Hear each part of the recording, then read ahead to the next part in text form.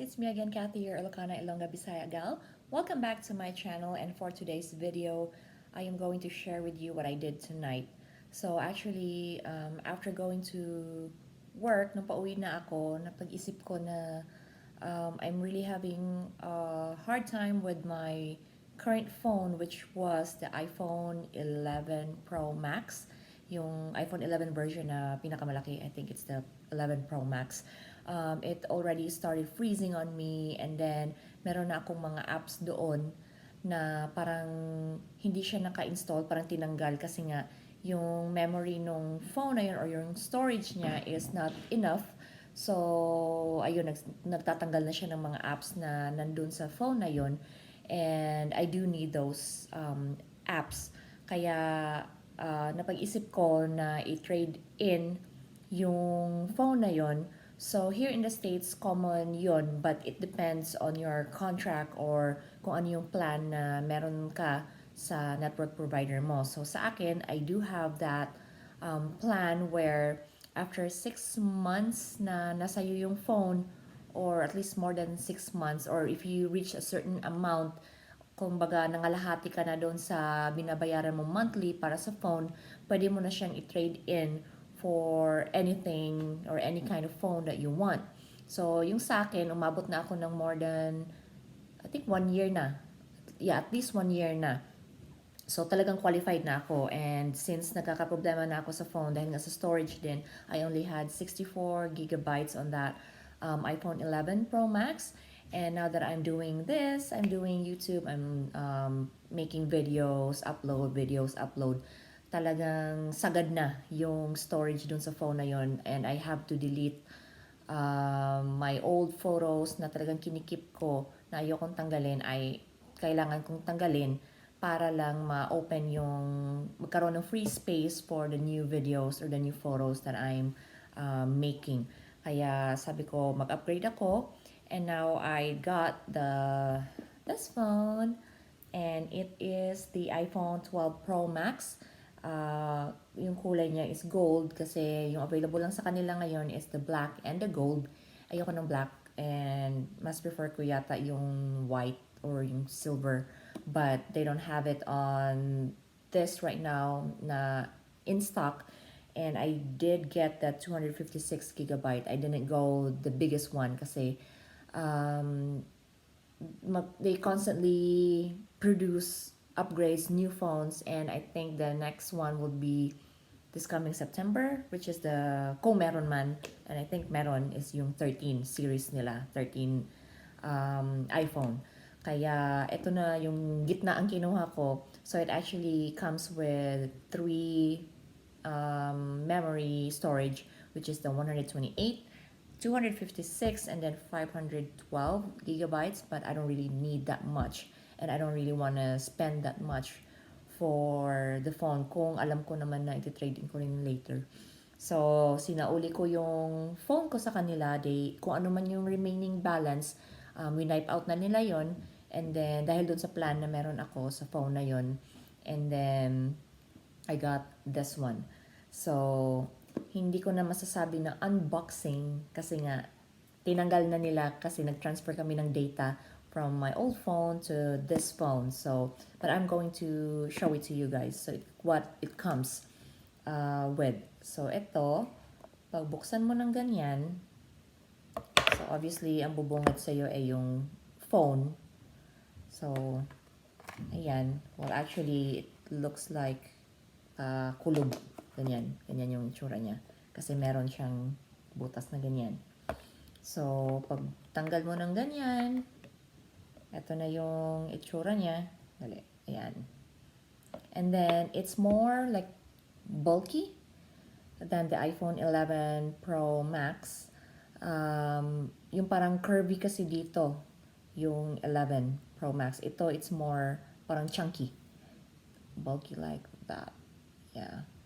And then, yung screen protector ko, if you can see, ito yung screen protector ko sa iPhone 11 Pro Max. But, I did not want to throw it out kasi sabi ko, alam ko for sure, pag ito nilagay ko sa bag ko, magkakagasgas talaga kasi ang dami kong etcheboretje sa bag ko na pwedeng makagasgas ng screen. So sabi ko, I'm going to use it kahit na medyo ano siya, maliit. Tingnan nyo. Ayan. Sabi ko, it's fine. It's better than not having any screen protector at all. Kasi nakakailang basag na ako ng screen protector. So alam ko na kung wala akong screen protector, basag talaga ang full screen niya. Kaya, ginamit ko muna siya for now. Just for temporary lang. Until maka-order ako nung talagang para sa phone na to. And then, after this, ito yung mga accessories. Well, actually, isa lang, accessory lang. So, it comes like this. So, wala siyang headset. Tulad ng mga previous na phones na model nila na merong charger, may adapter, at may headset. Ngayon, walay na po. So, they all are being sold separately para more money sa kanila. And then, this one comes with the pin na yung pantusok mo dun para sa SIM, I believe. Yeah, pag nag-insert ka ng ano dyan, nasaan na ba yun? Ayan pala. Ito. Yan. So, yan yung pantusok mo dyan para makuha mo yung SIM card mo. And then, ayan, it comes with like a care, warranty, whatever proof. So there's paperwork right here. And then, as usual, they have the sticker. But I now have a lot of these. I don't even know what to do with this one. So, balik natin. Para mukhang neat and clean. Ayan. So, yan. And then, together with that, it's got this charger. And it's different from the previous chargers that we have, or the cord, the USB cord that the other iPhones have. Ito, so same yan, that's good. Pero yung port niya for the adapter is different. So, ganyan yung itsura niya. Iba. And then, yan. Iba po yan.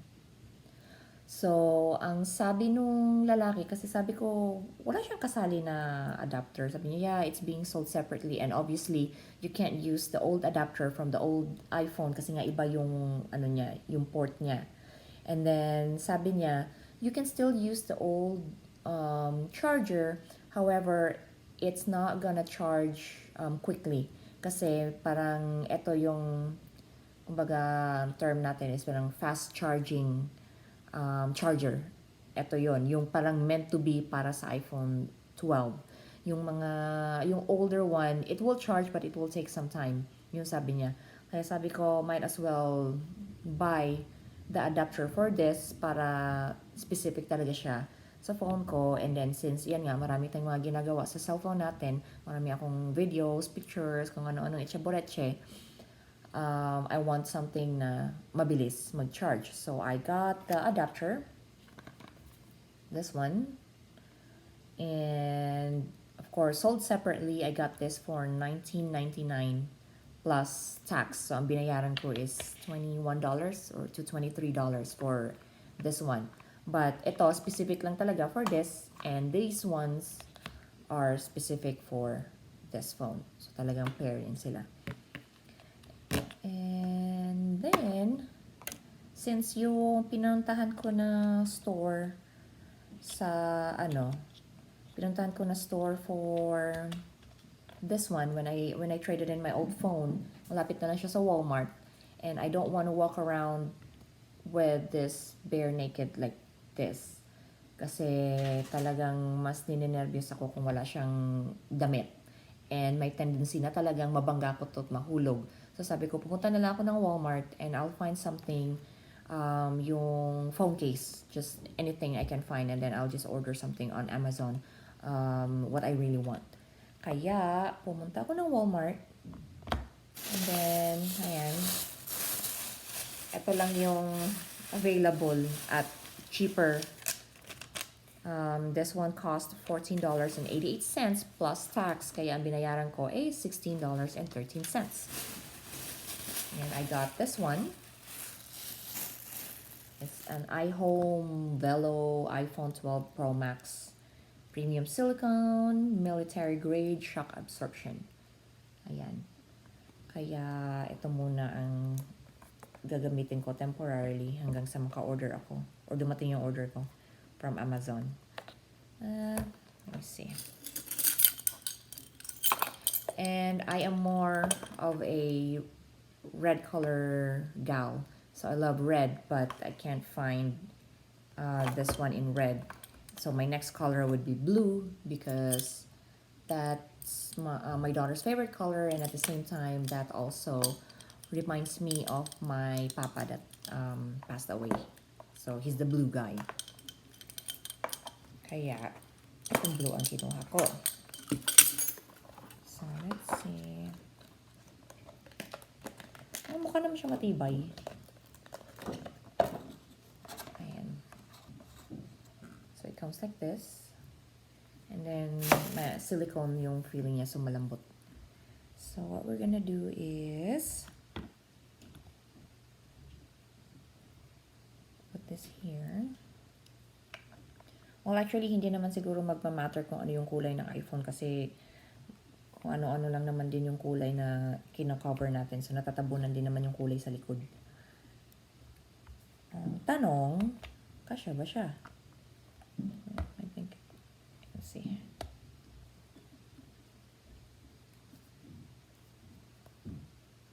Okay.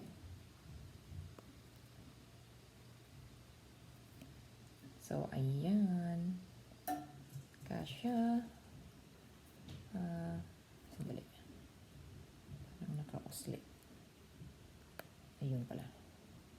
Kailangan mag-click para ma-secure siya. So, I prefer these kind of not screen protector, phone case kasi talagang fully secured yung edges niya. Ayan, may pocket siya. And then, together with this one as well.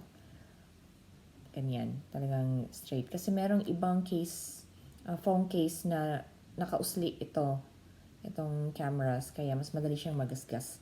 So, with this one, parang mas secure siya kasi even out. Yan. So, ang kakailanganin ko na lang is, I think I'm good with this one for now. And, siguro ito. Oh, it's blinking. Is it blinking? Oh, I thought I saw something blinking. Ayan. So, yeah. Overall, I like it. I haven't really used it. It's really new. So, I'm gonna see. But, ang talagang habol ko lang dito talaga is yung storage niya. I'm not really into kung ano man yung merong mga features dito. So, yeah. This is fine. iPhone 12 Pro Max in gold, 256 GB. So, yeah, yun lang. Share ko lang sa inyo. Thank you so much for watching. I hope you guys enjoyed, I guess, this video. Hindi pa ako nagyayabang. Wala pa akong maipagyayabang. Sinishare ko lang po sa inyo kung ano yung ginawa ko today and kung ano meron dito sa iPhone 12 Pro Max. iPhone 12 Pro Max. Yes, yun. So, again, thank you so much for watching. This is Kathy again, your Ilocana, Ilongga, Bisaya gal. Yun, brain fart ako ngayon. Yeah, thank you so much for watching and see you guys on my next video. Bye! Nakalimutan ko yung slogan ko.